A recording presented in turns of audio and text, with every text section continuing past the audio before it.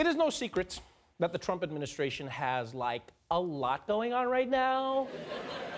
First of all, everything Trump has ever been involved in is being investigated. His company, his charity, his presidential campaign, his inauguration, his presidency.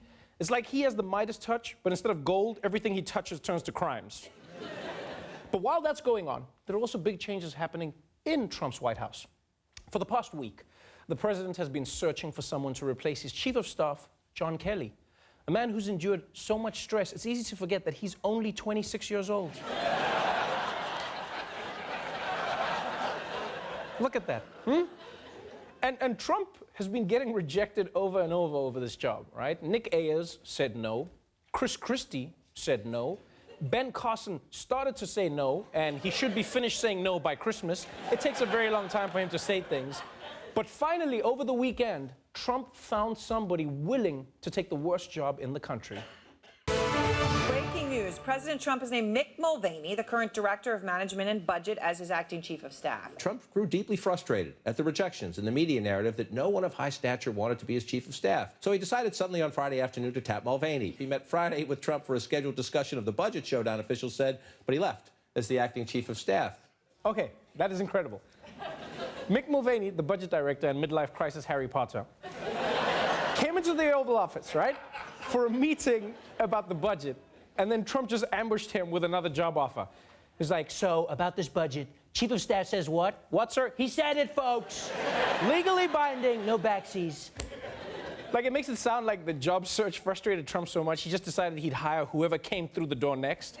And I'm just saying, we should be grateful that Mick Mulvaney got the job and not the White House Roomba.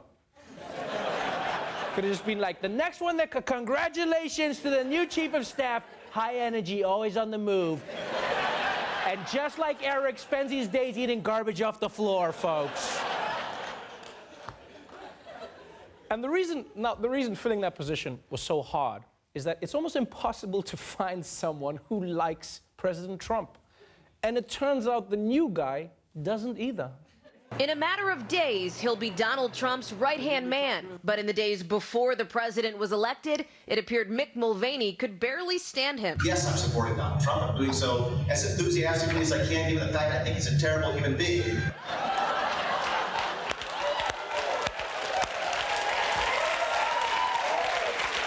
Oh, man. That is a big jump. From calling someone a terrible human being to becoming their right-hand man. That's the kind of change of heart you only see in romantic comedies, you know?